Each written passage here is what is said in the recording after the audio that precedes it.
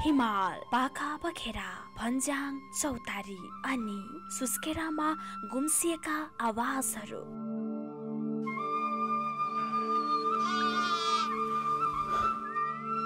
देशका विभिन्न कन्दरामा रहेका गुन्जनहरू यसैमा समर्पित हुँदै लोकगीत र संगीतका सुसेलीहरूको माध्यमबाट पूर्व मेचीदेखि पश्चिम महाकालीसम्मका भाकामाझ प्रस्तुत हुँदैछौँ।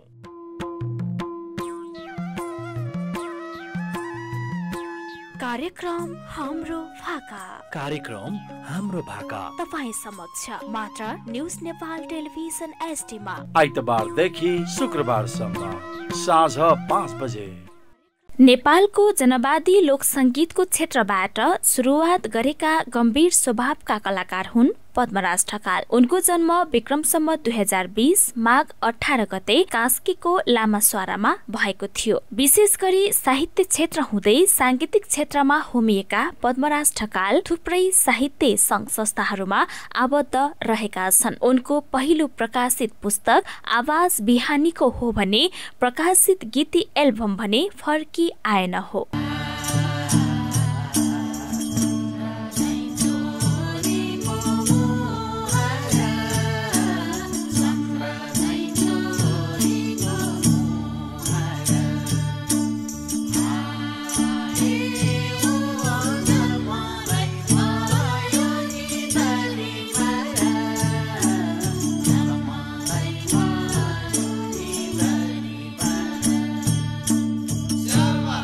उनले 12वटा गीती एल्बममा स्वर दिइसकेका छन्। हाल उनी पोखरा प्रज्ञा प्रतिष्ठानका कुलपति समेत रहेका पद्मराज ढकालले थुप्रै सम्मान तथा पुरस्कार प्राप्त गरिसकेका छन्।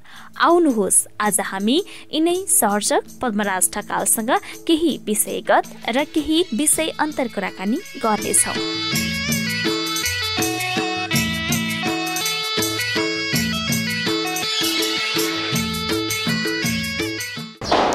स्वागत छ यहाँलाई। धन्यवाद।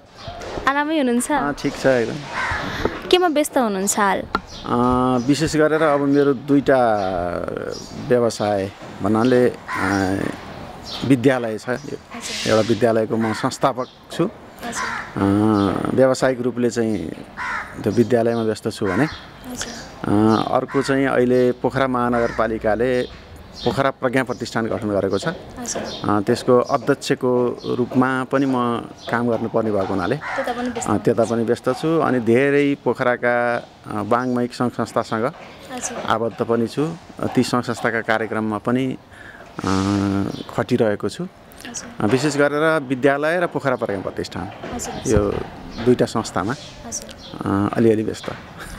अलिअलि भन्दा पनि धेरै लाग्यो मलाई चाहिँ। कलाकारिता क्षेत्रमा पनि हुनुहुन्छ। कलाकारिता क्षेत्रमा कसरी सुरुवात, कहिलेबाट सुरुवात, यसबारेमा भनिदिनुहोस् न। अब सानैदेखि विद्यार्थी अवस्थामा हुँदादेखि नै मेरो रुचिको विषय गाउने र लेख्ने दुवै काममा म विद्यालयका प्रतिस्पर्धामा विद्यालयमा जुन अतिरिक्त क्रियाकलाप हुन्थ्यो प्राइमरी स्कुलमा पढ्दा अनि हाई स्कुलमा पढ्दा र क्याम्पस स्तरमा पढ्दाखेरि पनि त्यो प्रतियोगितात्मक कार्यक्रममा भाग लिने अतिरिक्त क्रियाकलाप अन्तर्गत भएका विभिन्न वाङ्मयिक कार्यक्रमहरू हुन्थे। तिनमा भाग लिने गर्थेँ। त्यो सानैदेखि रुचि भएको हुनाले अनि त्यसपछि जब म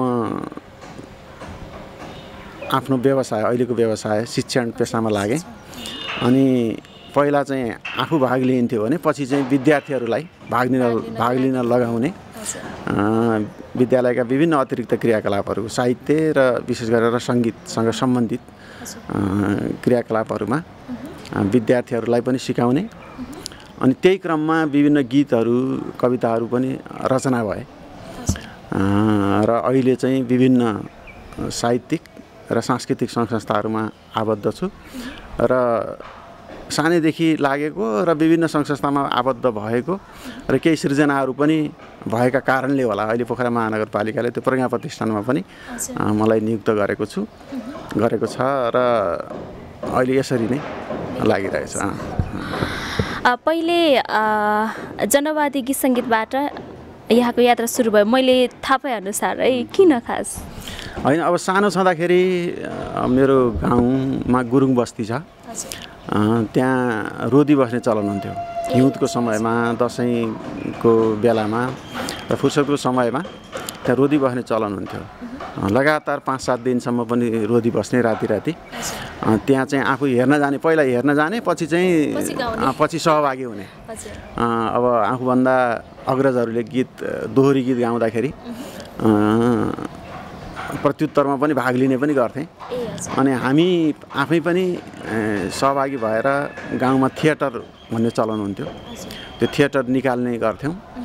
अनि अब यो जहाँसम्म यो जनवादी गीत भन्नुभयो, वास्तवमा हामी सानो हुँदाखेरि नेपालमा पञ्चायती व्यवस्था थियो। त्यहाँ एकदलीय व्यवस्था भनिन्थ्यो, एकतन्त्रीय व्यवस्था भनिन्थ्यो। त्यो विद्यालयमा रहँदाखेरि नै, विद्यार्थी अवस्थामा हुँदादेखि नै विद्यार्थी सङ्गठन खोल्ने र त्यो अलिकति स्वतन्त्रता नभएको अनुभूति भयो हामी विद्यार्थी हुँदाखेरि नै। त्यो एकदलीय पञ्चायती व्यवस्थाको सपोर्टमा, पञ्चायती व्यवस्थाको विरुद्धमा बोल्ने बित्तिकै थुन्ने, होइन, प्रहरीले पक्रने अथवा बोल्नै नपाइने, त्यो स्वतन्त्रता नभएको अनुभूति भयो एकातिर। अनि अर्कोतिर वास्तवमा हाम्रो देशमा, अब हाम्रो देश सांस्कृतिक हिसाबले एकदमै सम्पन्नशाली छ, प्राकृतिक हिसाबले पनि, वास्तवमा प्राकृतिक सौन्दर्यको हिसाबले पनि सम्पन्नशाली छ। त्यति हुँदै पनि हाम्रो संस्कृतिमा विकृतिहरू छन्। त्यो जातीय जुन विभेद छ नि, त्यो विभेदको विरुद्धमा लेख्ने, गाउने पनि गर्न थालियो एकातिर। अनि धनी र गरिब बिचको खाडल, अनि अर्कोतिर त्यो एकतन्त्रीय व्यवस्थाको विरुद्धमा लेख्ने, गाउने गर्दाखेरि त्यो जनवादी जस्तो भएको हो। वास्तवमा त्यो आवश्यकता पनि हो। वास्तवमा साहित्यले विभिन्न खालका सामाजिक, सांस्कृतिक, राजनैतिक विकृतिका विरुद्ध कलम चलाउन सक्नुपर्छ स्रष्टाहरूले। त्यसरी लेख्दै जाँदाखेरि त्यो जनताको हितमा लेख्दाखेरि अनि त्यो जनवादी भएको हो वास्तवमा। खास जनवादी गीतमा र बुर्जुवा गीतमा चाहिँ के फरक पाउनुहुन्छ? अब बुर्जुवा गीत भनेर मलाई त्यति भन्न मन लाग्दैन वास्तवमा। सबै गीत सङ्गीत, अब त्यो माया प्रेमका गीत भन्ने बित्तिकै त्यसलाई बुर्जुवा भन्नुपर्छ भन्ने आवश्यकता छैन। माया प्रेम राष्ट्रको पनि माया प्रेम हो, होइन, व्यक्ति बिचको जुन माया प्रेम छ, त्यो माया प्रेमका गीत गाउँदैमा त्यसलाई बुर्जुवा भनिहाल्नुपर्छ भन्ने लाग्दैन। यद्यपि त्यो गीतमा आएको चाहिँ विकृति जुन छ, त्यो विकृतिका विरुद्ध हामी लाग्नुपर्छ भन्ने लाग्छ। अब अहिले विकृति यो लोक गीत सङ्गीतमा जुन माया प्रेमका गीत गाउँदैमा त बुर्जा हुँदैन भन्नुभयो। अनि अहिले जुन यो विकृतिहरू भित्री राखेका छन् नि, हामीलाई थाहा नै छ यो कुरा। त के लाग्छ यहाँलाई, यो विकृति हो या केलाई विकृति भन्ने नभन्ने, होइन, आवाज कसरी उठाउने, यसमा के लाग्छ हजुरको धारणा चाहिँ बुझ्न चाहन्छु। अलिकति त्यो सीमा भनौँ न, सीमाभन्दा अलिकति बढी नागेर अब भाषामा पनि अलिकति विकृति, होइन, हामीले चाहिँ समाजले पचाउन नसक्ने खालको भाषा एकातिर। अनि गीत गाउँदाखेरि जुन हामीले अब अहिले त धेरै गीतहरू छायाङ्कन गरिन्छ, छायाङ्कन गर्दाखेरि त्यो भेषमा पनि, होइन, त्यो लगाउने पहिरनमा पनि अलिकति विकृति भएको अनुभूति हुन्छ कुनै गीतहरू हेर्दाखेरि। त्यस्ता गीतहरू त्यस्ता अलिकति छाडा भएका हुन् कि भन्ने अनुभूति हुन्छ। त्यस्ता गीत नभइदिए हुन्थ्यो भन्ने चाहिँ लाग्छ। अहिलेका भाकाहरूमा चाहिँ लोक शब्द पाउनुहुन्छ यहाँले हेर्दाखेरि?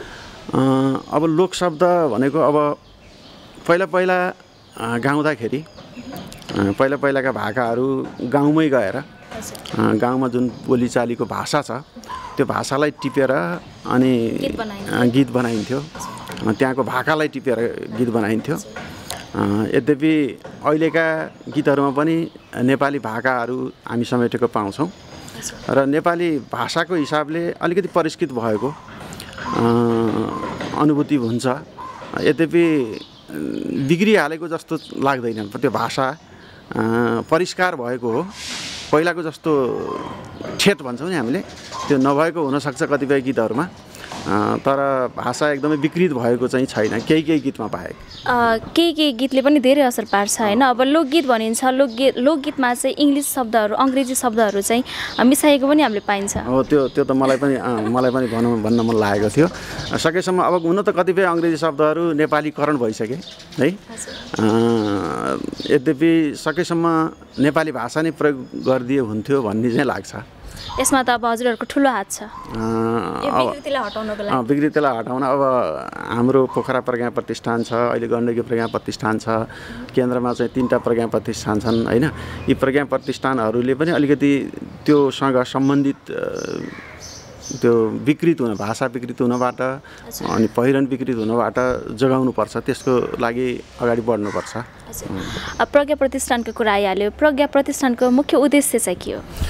प्रज्ञा प्रतिष्ठानको उद्देश्य त जति पनि वाङ्मयिक संस्था छन् ती संस्थाहरूले जे गरेछन् त्यसको समन्वय गर्ने र अहिलेसम्म साहित्य सङ्गीत कला र संस्कृतिको विषयमा के काम भएका छन् त्यसको चाहिँ विश्लेषण गर्ने, अनुसन्धान गर्ने र केही विकृतिहरू छन् भने तिनलाई निरुत्साहित गर्ने, हटाउने र साहित्य सङ्गीत कला र संस्कृतिको संरक्षणको निमित्त अगाडि बढ्ने हो। भनेपछि प्रज्ञा प्रतिष्ठानले चाहिँ गीत सङ्गीतलाई पनि संरक्षण गर्छ, सबैलाई, साहित्य सङ्गीत कला हाम्रो संस्कृति सबैको संरक्षणको निमित्त नै यो प्रज्ञा प्रतिष्ठानहरू स्थापना भएका छन्। त्यसको निमित्त वास्तवमा कतिपय वाङ्मयिक संस्थाले प्रज्ञा प्रतिष्ठानले गर्ने कामभन्दा पनि धेरै गरेको हामीलाई अनुभूति हुन्छ र सबै वाङ्मयिक संस्थाहरूको समन्वयमा अगाडि बढ्ने। अब हामीले यो पोखरा प्रज्ञा प्रतिष्ठान गठन भएको 1 वर्ष मात्रै भयो। हामीले फागुन 19 गते शपथ ग्रहण गरेका थियौँ, 2077 सालको फागुन 19 गते। 1 वर्षको अवधिमा धेरै काम गर्न त सकिएको छैन, किनभने यो एकातिर कोरोना भयो, अर्कोतिर हाम्रो पोखरा प्रज्ञा प्रतिष्ठानको अहिलेसम्म त्यो पदाधिकारीले पूर्णता पाइसकेको छैन।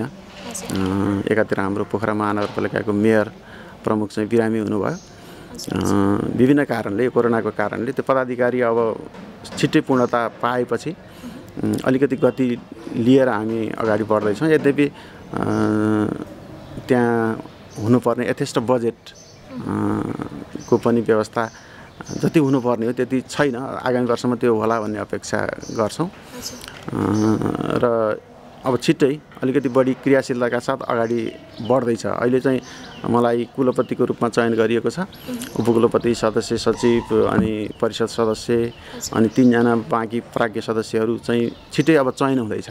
त्यसले अलि यो समिति पूर्ण भएपछि अलि गति लिएर अगाडि बढ्नेछ र हामीले केही कामहरूको निमित्त जस्तै अब अहिले मैले भने पोखराका वाङ्मयिक संस्थाहरूलाई समन्वय गरेर अगाडि बढ्ने, एउटा साहित्यिक संस्थाहरूको एउटा छुट्टै अन्तर्क्रिया गर्ने, साङ्गीतिक संस्थाहरूको एउटा अन्तर्क्रिया गर्ने र कला र नाटकको संस्थाहरूसँग मिलेर एउटा अन्तर्क्रिया गर्ने। उहाँहरूले अहिलेसम्म के काम गर्नुभएको छ त्यसको अभिलेख राख्ने, स्रष्टाहरूको अभिलेख राख्ने र अब बाँकी समयमा के गर्नुपर्छ उहाँहरूबाट पनि सुझाव लिने, किनभने उहाँहरूबाट धेरै अनुभव छ उहाँहरूसँग। त्यो अनुभव लिएर अब आगामी वर्षमा के कार्यक्रम गर्दा उपयुक्त हुन्छ भनेर उहाँहरूको सल्लाहमा अगाडि बढ्ने। हुन्छ, कुराकानी त छँदै नै छ, गरौँला। मलाई चाहिँ यहाँको पहिलो गीत सुन्न मन लाग्यो। यहाँले पहिलो रेकर्ड गर्नुभएको गीत यहाँको आवाजमा सुनौ न। ल, धेरै धन्यवाद। पहिलो रेकर्ड भएको गीत मैले 2051 सालमा पहिलो गीत रेकर्ड भएको थियो।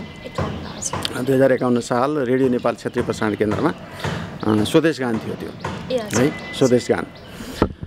उठाने लौ बेला यो भालेको नौलो डाँकोले बिउछायो, उठाने लौ बेला यो भालेको नौलो डाँकोले बिउछायो, अरुणको आगमनमा आवाज बिहानीको अन्धकारलाई चिर्दै अब प्रभात आउँछ छिटो, यो धरतीमा नयाँ किरण छर्ने अभिलाषा, गगनमा विदु सूर्य हाम्रै गर्छन् आशा, जन्मिएको देशको निम्ति केही गर्ने चाहना, हाम्रो भूमि उर्वर छ फलाउ मोती दाना, आउ नेपाली जाउँ माथि माथि विकासको अब डोरीलाई समाति।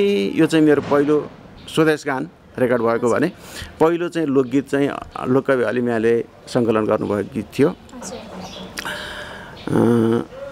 फुर्के घाँस नकाटेर पाँजो दैला मुनि राखी सबै बाँझो नौतुनामा चढेर रेलैमा हिँडे म त लाहुरे हुनलाई घरको माया मारेर बेलैमा नयाँ नयाँ लुगा लगाएर ठुटे भोटो भाङ्रो फुकालेर नौतुनामा चढेर रेलैमा हिँडे म त लाहुरे हुनलाई घरको माया मारेर बेलैमा चुहिएको घर नै नछाई भत्किएको कटेरो नबनाई नौतुनामा चढेर रेलैमा हिँडे म त लाहुरे हुनलाई घरको माया मारेर बेलैमा।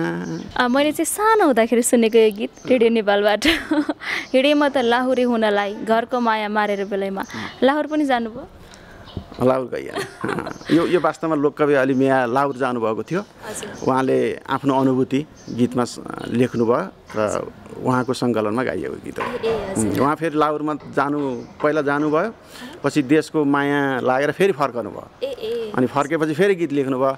फर्की आएँ छाडेर विदेश हिँडे म त बनाउन यो देश अमृतभन्दा साह्रै मिठो हाम्रो मुलको पानी बिर्साउनु छ नेपालीलाई विदेश जाने बानी विदेशको मिठो भन्दा आफ्नै देशको पिठो जान्न म त विदेशमा बरु खाउँला गिठो फर्की आएँ छाडेर विदेश हिँडे म त बनाउन यो देश जति भाका फेरे पनि आफ्नै गीत गाउँछु विश्व जति घुमे पनि देशकै माया लाउँछु अजम्बरी बन्ने बुटी अब आमा चिने लाउरे हुने होइन म त बाटो खन्न हिँडे फर्की आएँ छाडेर विदेश हिँडे म त बनाउन यो देश। यसरी पहिला लाहुर जानुभयो, सुरुमा गाएको गीत लाहुरे जाँदाखेरिको अनुभूति भयो भने अनि फर्केर आएपछि देशकै सेवामा उहाँ लाग्नुभयो। वास्तवमा उहाँ हामी सबैको प्रेरणाको स्रोत हुनुहुन्छ। उहाँले जीवनभर एउटा सामान्य एउटा चुरा पोते बेचेर नेपाली लोक साहित्यको भण्डारमा उहाँले अमूल्य योगदान गरेर जानुभएको छ। त्यसो भएर त्यो अलिमियालाई सम्झेर पनि यो गीत मलाई अहिले गाउन मन लाग्यो। मलाई चाहिँ एकदम बालापनको याद आयो। हजुर एकदम धेरै धेरै धन्यवाद छ। आवाज पनि त्यस्तै मिठो पुरानो जुन रेडियोमा हामीले जसरी सुन्थ्यौँ नि त्यही आवाज अहिले सुनेको मलाई चाहिँ महसुस बनाउनु भयो। धन्यवाद छ। साहित्यमा हुनुहुन्छ, साहित्य गीत सङ्गीतले के प्रदान गर्छ यहाँलाई? अहिले पनि मैले भने वास्तवमा सामाजिक सांस्कृतिक राजनैतिक जुन विकृतिहरू छन् ती विकृतिका विरुद्ध हामीले आवाज उठाउनुपर्छ र त्यो चाहिँ साहित्यमा प्रकट हुन आवश्यक छ। वास्तवमा स्रष्टाहरूले जुन आफ्ना सृजनाहरू गर्छन् त्यो सृजनाहरूमा कला हुन्छ, सौन्दर्य हुन्छ र समाजलाई बुझाउन त्यसले सजिलो पर्छ। किनभने कला र सौन्दर्य मन नपराउने मान्छे हुँदैन। त्यसमा भावना समेट्ने बित्तिकै जनतालाई बुझाउन, जनमासमा बुझाउन सजिलो हुन्छ। एकातिर हामी विकृति विसङ्गतिका विरुद्ध आवाज उठाउनुपर्छ भने अर्कोतिर समाज परिवर्तनको निमित्त पनि समाजमा के गर्यो भने समाजको छिटो रूपान्तरण हुन्छ, छिटो विकास हुन्छ, त्यो आवाज पनि साहित्यमा समेटिनुपर्छ भने अब सङ्गीत कलामा त हाम्रो पहिचान छँदैछ। नेपालीको संस्कृति अत्यन्त सम्पन्नशाली छ। विभिन्न जात जातिको कारणले गर्दाखेरि, हाम्रो भौगोलिक विविधताको कारणले गर्दाखेरि हाम्रो संस्कृति अत्यन्त सम्पन्नशाली छ। त्यो संस्कृति पनि कला र सङ्गीतमा समेटिनुपर्छ। वास्तवमा हाम्रा जुन लोक भाकाहरू छन्, हाम्रा धेरै नृत्यहरू हामी देख्छौँ पूर्वदेखि पश्चिम उत्तरदेखि हिमालदेखि तराईसम्मका धेरै नृत्यहरूले पनि हाम्रा भाकाहरूलाई जोगाउन महत्त्वपूर्ण भूमिका खेलेछन्। हाम्रा जुन भाकाहरू छन् ती भाकाहरू त्यो नृत्यमा समेटिएका गीतहरूबाट ती भाकाहरू हामीले अगाडि बढाउँदै गएका छौँ। एकातिर नृत्य जोगिएको छ भने अर्कोतिर हाम्रा भाकाहरू समेटिएका छन् र जोगिएका छन्। यसरी वास्तवमा वाङ्मय क्षेत्रमा विकृतिका विरुद्ध अनि समाज परिवर्तनको निमित्त र हाम्रो पहिचानको निमित्त त्यो सबै समेटिनुपर्छ साहित्य, सङ्गीत, कला र संस्कृति। यहाँलाई चाहिँ एउटा हुन्छ नि आनन्दित पनि प्रदान गर्छ होला यो सबै काम गर्दाखेरि होइन, यसरी सबै कुराहरूलाई समेट्दाखेरि। हो नि त, अवश्य अवश्य। अब आफूले मनमा लागेका कुराहरू जब हामी पोख्छौँ नि, अब गीत कविताबाट अब कुरा मात्रै आफ्नो भएको पीडा सुख दुःख कसैलाई कुरा गरेर मात्रै पोख्दाखेरि पनि एउटा छुट्टै आनन्दको अनुभूति हुन्छ भने त्यसमा कला र सौन्दर्य समेत मिसाएर गीतबाट, कविताबाट, निबन्धबाट, कथाबाट अथवा साहित्य सङ्गीत कलाका विभिन्न विधाबाट चित्रै कोरेर पनि हुनसक्छ होइन, ललित कलाबाट जब हामी पोख्छौँ, हामी समाजलाई दिन्छौँ, समाजले त्यसको ग्रहण गर्छ, अनि त के अरे आनन्दको अनुभूति नहुने त कुरै भएन। आफैलाई विशेष आफू आनन्दित हुनु नै ठुलो कुरा हो। गीत सङ्गीतको मूल मर्म चाहिँ के जस्तो लाग्छ यहाँलाई? अब अन्तिममा पनि छ, अब सबै कुराहरू आइसकेका छन् तर पनि मर्म भन्ने बित्तिकै त्यही हो एकातिर चाहिँ आनन्दको अनुभूति हुन्छ अनि समाज परिवर्तनको निमित्त केही गरियो भन्ने आफूलाई चाहिँ एउटा सन्तोष हुन्छ, सन्तुष्टि मिल्छ। त्यो स्रष्टाहरूले वास्तवमा समाज परिवर्तनको निमित्त धेरै महत्त्वपूर्ण भूमिका खेलिरहेका हुन्छन्। स्रष्टाहरूका आवाजहरू हामी देख्छौँ सबै ठाउँमा चाहिएको हुन्छ, चाहे महोत्सव होस्, चाहे उद्योग धन्दाको चाहिँ विकासको निम्ति होस् अथवा देशको निर्माणको निमित्त, समाज परिवर्तनको निमित्त, राष्ट्रियताको निमित्त होइन, हाम्रो देशको मातृभूमिको रक्षाको निमित्त सबै ठाउँमा यो हाम्रा सृजनाहरू प्रयोग भइरहेका हुन्छन् र तिनले महत्त्वपूर्ण भूमिका खेलेका हुन्छन् र त्यसो भएर गीत सङ्गीतले समाज परिवर्तनको निमित्त एउटा महत्त्वपूर्ण भूमिका खेलेको हुनाले यसको आवश्यकता सबैलाई महसुस हुन्छ। तर अहिलेको परिस्थितिमा हेर्दाखेरि एकदमै विकृति, मैले अघि नै पनि उठाइसकेको छु यो कुरा, तर पहिले तपाईँले गाउने भाका र अहिलेका भाकामा चाहिँ फरक त छ, थोरै भन्नुभयो, साँच्चै थोरै नै छ त फरक? विकृति के थोरै नै छ त अहिले? विकृति त्यति धेरै त छैन, अलिअलि विकृति त होला होइन। अब यद्यपि तर लोक नै हराएको हो कि यो लोक भन्ने शब्द जुन मलाई चाहिँ त्यो लाग्छ है अहिले हेर्दाखेरि चाहिँ अहिलेको परिस्थितिमा चाहिँ सबैमा त नहोला। अब धेरै गीत सङ्गीत अहिले उत्पादन भइरहेको परिवेशमा केही गीतहरू त्यस्ता हुनु स्वाभाविकै हो। अहिले प्रतिस्पर्धामा जान्छन् एउटा कुरा है, अर्को कुरा प्रतिष्ठानदेखि लिएर अब प्रज्ञा प्रतिष्ठान सबै भएको हुनाले संस्था, विभिन्न सङ्घ संस्था पनि छन्, तर अहिलेसम्म चाहिँ यो विकृतिलाई चाहिँ रोक्न त्यति पहल नगरिएको हो कि? अब अलिअलि पहल नभएको त होइन, तर अब लोककवि अलिमियाकै मैले गीत गाएँ। लोककवि अलिमियाको एउटा कुन चाहिँ गीत हो बिगारेर गाइदिएको, त्यो गत वर्ष बिगारेर गाइदिएको, अहिले त्यो स्रष्टाको चाहिँ नाम नभनौँ, मिडियामा पनि आएको थियो हो त नि, स्रष्टाको चाहिँ अहिले नाम नभनौँ, तर त्यो बिगारेर गाएको हुनाले त्यही विभिन्न हामीले पनि आवाज उठायौँ, विभिन्न ठाउँबाट आवाज उठ्यो। त्यस्तै बिगारेर नगाइदिए हुन्थ्यो, संस्कृति नबिग्रिदिए हुन्थ्यो, हाम्रो गीत सङ्गीत नबिग्रिदिए हुन्थ्यो। अहिले पनि हामीले कुरा गरिसक्यौँ पहिरनको सवालमा र भाषाको सवालमा, त्यो विकृतिका विरुद्ध चाहिँ आवाज उठाउनुपर्छ र त्यो सङ्गठित रूपमा राज्यले पनि त्यो कारबाहीको दायरामा ल्याउन आवश्यक छ र पक्कै पनि प्रज्ञा प्रतिष्ठानले पनि यो काम गर्नेछ। हजुर, अवश्य। हुन्छ, हामी अन्तिममा पनि छौँ, मलाई एउटा कविता सुन्न मन लाग्यो यहाँको। अब कविता भन्नाले अब गीत पनि पहिलो रेकर्ड भएको गीत गाएँ मैले होइन। अब पहिलो प्रकाशित भएकै कविता भनाउँदैछ भने है त, पहिलो प्रकाशित भएको यो कविता चाहिँ 2039 सालमा लेखेको कविता। म जन्मेको नि रहेनछु। 2039 भनेको कति वर्ष भयो? 30 वर्ष अगाडि हो, अझै बढी।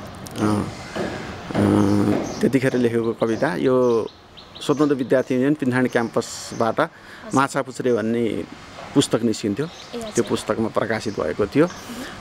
र यो कविता त्यतिखेर पञ्चायती व्यवस्था अहिले पनि मैले भने पञ्चायती व्यवस्था भएको कारणले गर्दाखेरि यस्तो कविता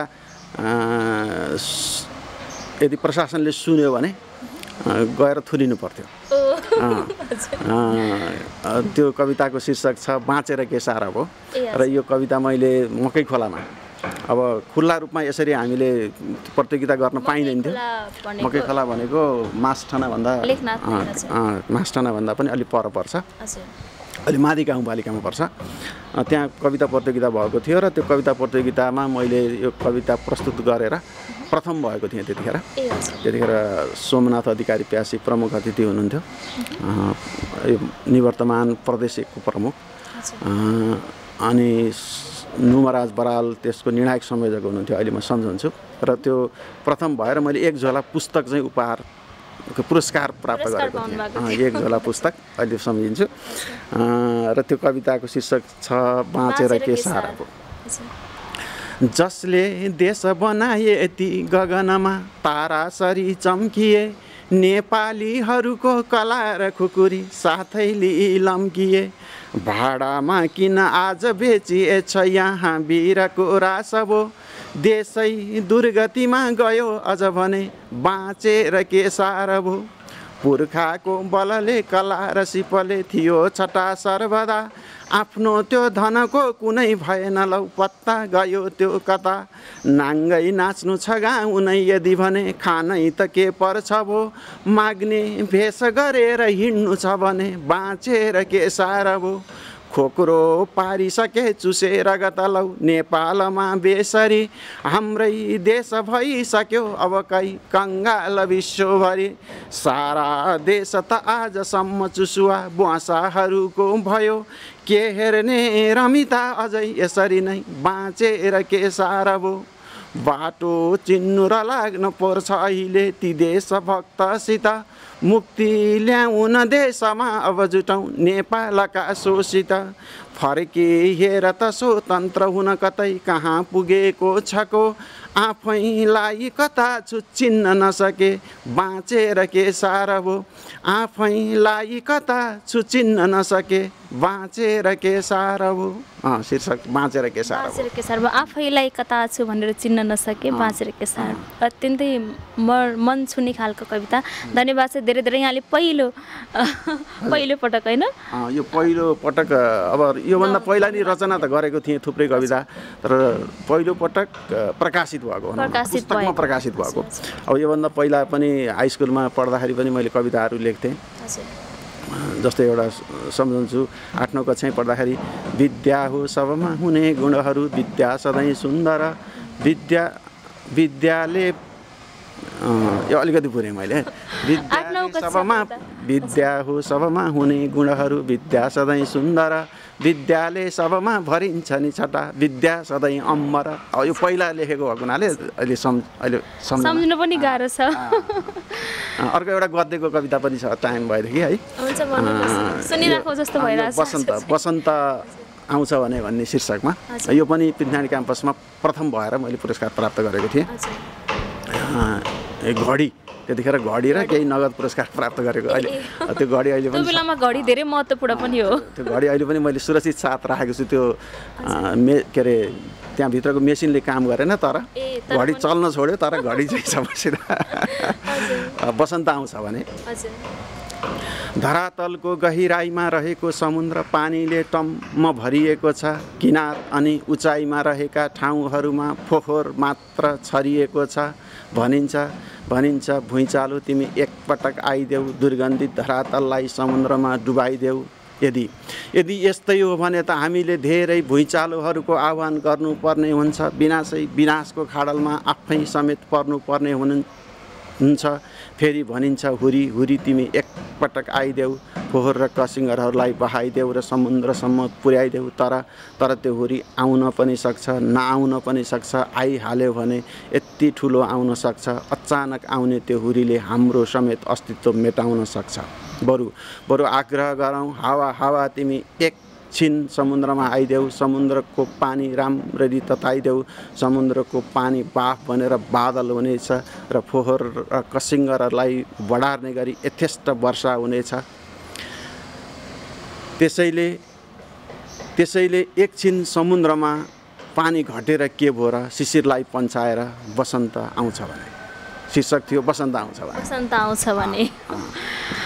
कविता चाहिँ सुनिरहेको जस्तो भयो, समय धेरै छैन। केही शब्द हामी अन्तिम हजुर त्यतिखेर लेखेको कविता 2046-47 सालतिर लेखेको कविता हो। यहाँले चाहिँ पुरानो त विगतका यादहरू पनि आयो होला पक्कै पनि। धेरै खुसी लाग्यो, धेरै धेरै धन्यवाद छ। हामीलाई एकदम व्यस्त हुनुहुन्छ, व्यस्तताको बावजुद पनि हाम्रो निमन्त्रणालाई सहर्ष स्वीकार गरेर हामीलाई समय दिनुभयो, धेरै धेरै धन्यवाद छ। मलाई पनि धेरै खुसी लागेको छ।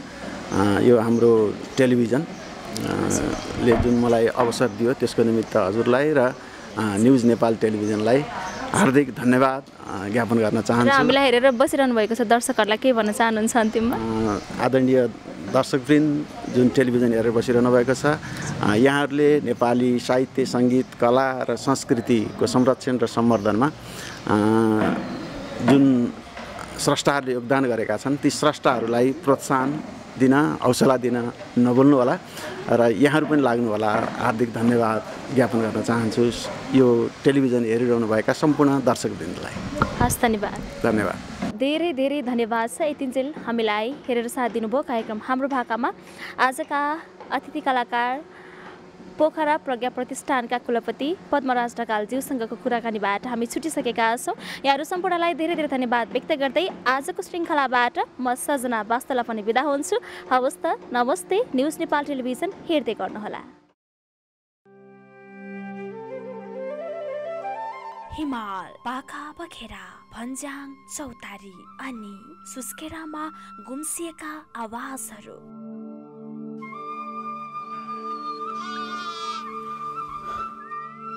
देशका विभिन्न कन्दरामा रहेका गुन्जनहरू, यसैमा समर्पित हुँदै लोकगीत र सङ्गीतका सुसेलीहरूको माध्यमबाट पूर्व मेचीदेखि पश्चिम महाकालीसम्मका भाकामाझ प्रस्तुत हुँदैछौँ।